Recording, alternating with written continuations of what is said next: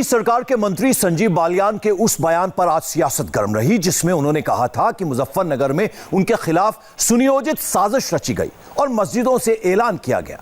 संजीव बालियान के इन आरोपों की सच्चाई क्या है, इसे हमने ग्राउंड जीरो पर जाकर समझने की कोशिश की है। मुजफ्फरनगर से आनंद पांडे और दिल्ली से देवेंद्र पराशर और विजय लक्ष्मी की यह रिपोर्ट देखिए। एक सुनियोजित साजिश थी, मस्जिदों से अनाउंसमेंट किया गया, सारी की सारी स्क्रिप्ट पहले से तैयार थी। मेरे निकलते ही हाथापाई हुई, उसके बाद मस्जिदों से अनाउंसमेंट हुआ शोरूम में। संजीव बालियान ने जो कहा हमने सीधे सीधे मुजफ्फरनगर में जाकर चेक किया। बालियान ने कहा है कि सोरम में उनको घेरने के लिए मस्जिद से अनाउंसमेंट हुआ था। क्या सच में ऐसा हुआ था? ग्राउंड जीरो से हमने ये बात सुनी और समझी, लेकिन सबसे पहले संजीव बालियान को डिटेल में सुन लीजिए। मस्जिद का इन्वॉल्वमेंट ये तो और भी बहुत विचित्र स्थिति है। एग्जैक्टली क्या मस्जिद से कहा जा रहा था, कौन कौन से मस्जिद थे? देखिए, सोरम गांव में 5-6 मस्जिदें हैं। बड़ा सेंसिटिव गांव रहा है। 2013 के दंगों में सोरम में हत्या भी हुई थी। तो 2013 के दंगों में मस्जिदों, ये एग्जैक्ट वर्डिंग तो मैं नहीं बता सकता, लेकिन मेरे वहाँ जैसे ही ये झगड़ा हुआ और निकले मस्जिदों से अनाउंसमेंट शुरू की। एक तरह से जब प्री प्लान था कि बस संजीव बालियान आए हैं, उनके विरोध में इकट्ठे हो जाओ। इस तरह के अनाउंसमेंट एक धार्मिक स्थल से होना ये अपने आप में सिद्ध करता था कहीं ना कहीं षड्यंत्र था और कुछ उनकी बड़ी सोच थी। मैं वहाँ से निकल गया, शायद इसलिए कोई मिस हैपनिंग नहीं हुई। जानबूझ के इस पूरे कॉन्स्पिरेसी में मस्जिद को शामिल करके माहौल को भड़काने की कोशिश थी? बिल्कुल, निश्चित रूप से कहीं ना कहीं कॉन्स्पिरेसी थी। उसी समय पे राष्ट्रीय लोकदल के एक बड़े नेता दिल्ली से ट्वीट करते हैं, जानकारियां देते हैं लोगों को। 10 मिनट के अंदर फोटो भी दिल्ली आ गई, ट्वीट भी हो गया, मस्जिद से अनाउंसमेंट भी हो गया। इसका मतलब पहले से प्री प्लान था। एक तरह से था प्रयास कि मेरे घर में मुझे अपमानित किया जाए।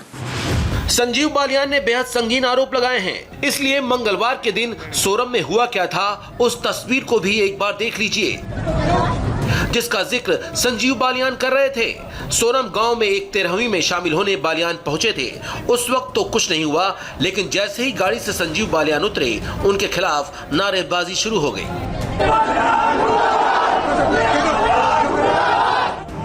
लेकिन जैसे ही वहां नारेबाजी का विरोध हुआ, नारा भी बदल गया। किसान और मजदूर एकता के नारे लगने लगे।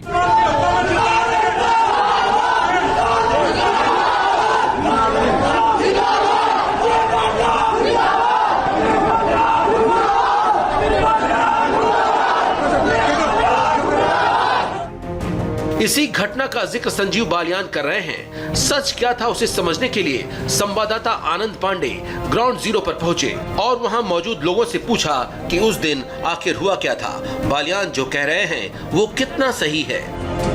शुरुआत किसने की? फिर आपने कहा कि विरोध किया गया, फिर बाद में झगड़ा भी हुआ। शुरुआत किधर से हुई? सर मैं यहाँ पे था नहीं उस समय। मैं तो जब ये झगड़ा वगड़ा हो लिया, जब आज जो बात है हम सच्ची बताएंगे। ठीक है सर, हम तो बाद में आए।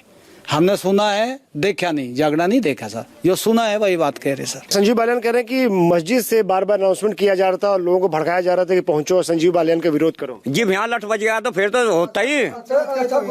हाँ जी, यहाँ से लठ बजा कर में चले गए। फिर बाद में हम अपना क्या इंतजाम करते जी, यहाँ सिर फूट रहा था, पंचायत करी थी। मस्जिद से कोई अनाउंसमेंट नहीं हुआ। संजीव बालियान जी आए थे 13वीं में, उसके बाद वे आए इस गली में। यहाँ पे 13वीं बहुत दूर से यहाँ से जब वे निकल रहे थे, रुके नहीं उधर। फिर जो 4-5 लड़के हमारे इधर पड़ोस के भारतीय किसान यूनियन के, उन्होंने सिर्फ इतने नारे लगाए, भारतीय किसान यूनियन जिंदाबाद, किसान एकता जिंदाबाद। उनके इतना कहने पर उनके जो साथ में लड़के आए हुए थे, मंत्री जी के साथ में जो लड़के थे, 10-15 लड़के थे, उन्होंने अपनी गाड़ियों में से हुक्की निकाली, फट्टी निकाली, उनको मारना शुरू कर दिया एकदम से। किसान बिल के विरोध को लेकर खासकर पश्चिम उत्तर प्रदेश के किसान बेहद नाराज हैं। नाराजगी इस कदर है कि बीकेयू अध्यक्ष नरेश टिकैत ने तो यहां तक ऐलान कर दिया था कि बीजेपी के नेताओं को लोग शादी ब्याह में निमंत्रण न दें। और उसका असर ऐसा हुआ कि बीजेपी के नेताओं को जगह जगह नाराजगी झेलनी पड़ रही है। किसान नेता बिल वापसी से कम पर पीछे हटने को तैयार नहीं है और सरकार को लगातार चुनौती भी दे रहे हैं। ये कान खोल कर सुन लो दिल्ली आदमी, ये ट्रैक्टर भी वही है और ये किसान भी वही है।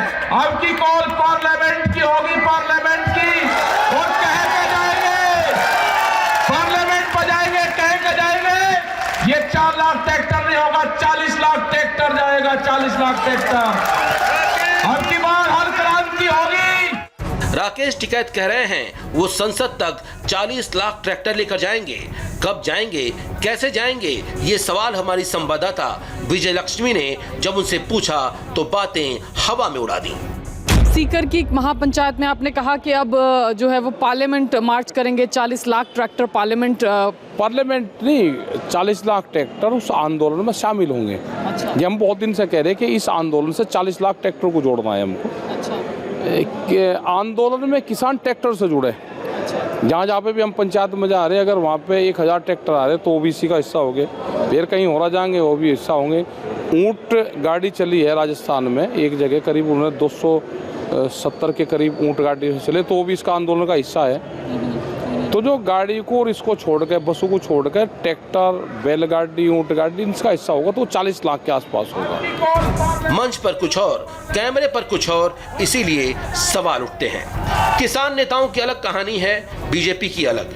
किसान कानून की वजह से पश्चिम यूपी में बीजेपी विरोध की हवा चल रही है, इसीलिए बीजेपी के जाट नेताओं को नाराजगी दूर करने को कहा गया है, क्योंकि बात जाट लैंड में बीजेपी के सियासी भविष्य की है।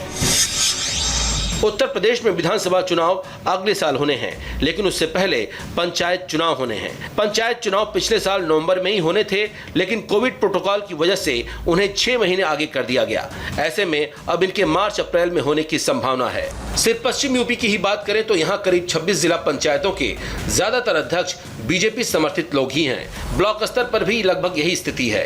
कृषि कानून विरोध के चलते बीजेपी को जाट मुस्लिम के एक होने का खतरा भी मंडरा रहा है। अगर ऐसा हुआ तो बीजेपी को नुकसान उठाना पड़ सकता है।